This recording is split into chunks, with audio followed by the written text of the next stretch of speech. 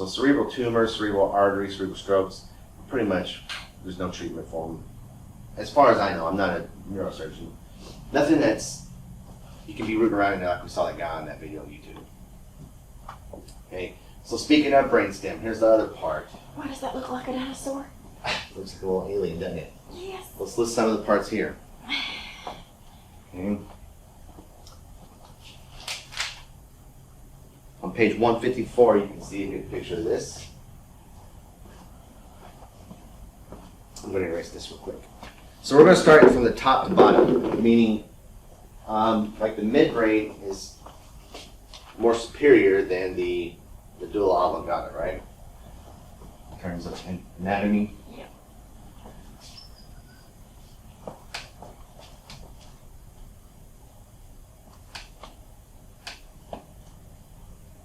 I really wish we could dissect the pig in here. We would be looking Why at this can't stuff. we? Not yet, but soon. But soon. So you're saying I can't go out and catch me a little pig and bring it in here and dissect it? We usually use fetal pigs that were born still.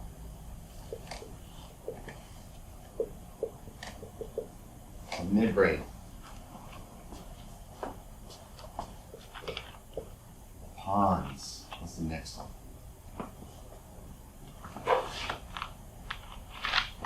Medulla oblongata.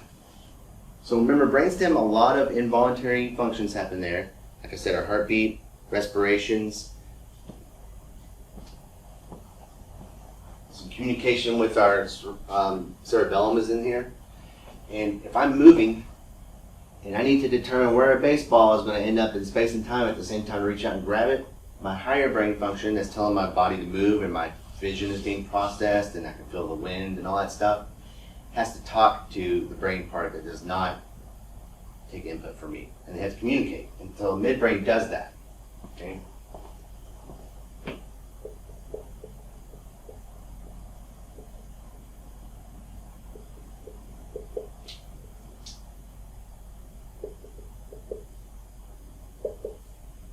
Just kind of makes a little track.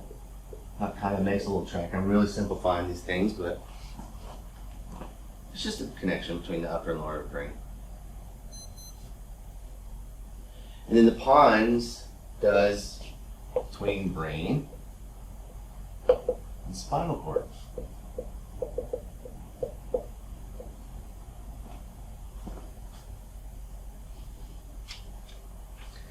Backing up here, cerebellum functions as a motor area of the brain that mediates subconscious contractions of skeletal muscles necessary for coordination, posture, and balance. Coordinates skeletal muscles to produce smooth movement rather than jerky, trembling motions. When the cerebellum is damaged, movements such as running, walking, and riding become uncoordinated. Posture is dependent on muscle tone, which is mediated by the cerebellum. Impulses from the inner ear concerning position and equilibrium are directed to the cerebellum, which it uses that as information to keep you upright. Okay. We're going to go back and look at the midbrain. So the midbrain is the most superior portion of the brain. The region next to the diencephalon, which we haven't learned about yet, it consists of bundles of myelinated fibers. Okay, is it going to be gray or white if it's myelinated? Why? Good. That contain the voluntary motor tracts descending from cerebral cortex. The pons, the bulging middle portion, okay, that fat portion, should help you remember it's the pons. Okay, it's in the middle. Read it for me. The pons, please. The pons is bulging middle portion of the brainstem. This region primarily consists of nerve fibers that form conduction tracts between the higher brain centers and the spinal cord. 4 cranial nerves originate in the pons. It also contains the Pneumotaxic and apneustic areas which help regulate breathing movements. So critical functions, right? yes.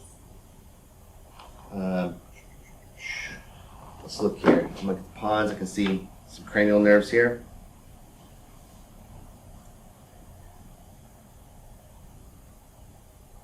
The medulla oblongata, or simply the medulla, extends inferiorly from the pons, meaning it starts at the bottom of the pons and keeps continuing downward or towards your feet.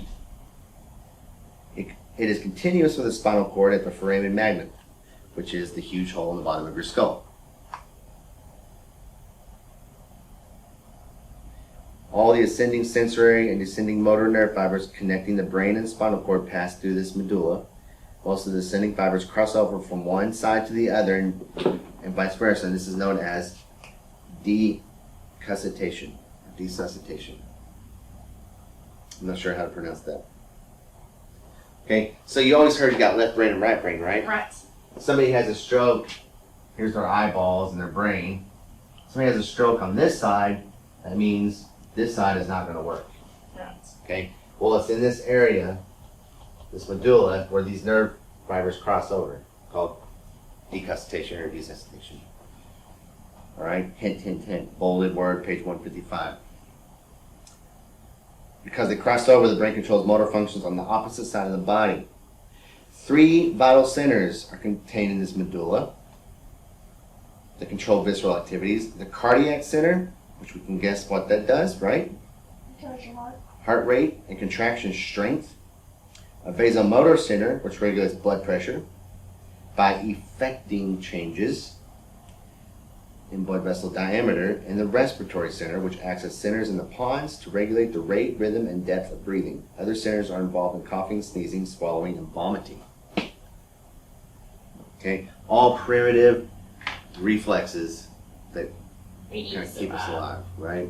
So people who are in a coma or trying to determine brain death, there's all kinds of cool different tests they can do, like the doll's eye test. I can take someone who's presumably in a coma, open their eyes and turn their head. And if you ever notice someone who's awake but unconscious, their eyes will always stay looking up as opposed to doing this and following with their head. And this is the area of the brain that's doing that. Corneal reflex. They'll open their eye, take dilation's a different nerve, but they'll take a little piece of cotton that's feathered out and see if you can touch the cornea and it will respond. It's a deep reflex in there. A gag reflex. You know, they can test all these things. Okay, so those are the main structures. All right, the spinal cord, we'll probably do a couple different words on it, like the end where it kind of furls out to a horsetail type design. But right now, there's a few major parts of the brain we've learned. Okay, all the lobes, the 3 main parts of the brain stem, the meninges, a few of the cells, and then I wanted to make sure you know what these 2 things are. So the sulcus are all the grooves in your brain.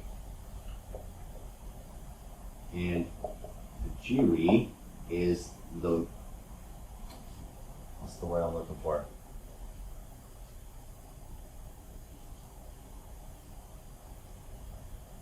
I won't say noodle.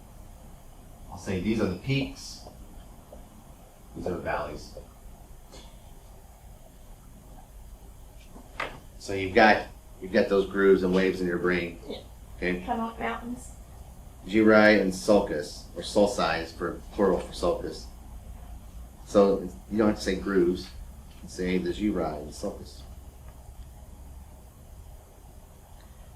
All right. We'll come back on Wednesday. We'll talk about thalamus, hypothalamus, temperature regulation, the ventricles, and then we'll move down into the spinal cord at that point.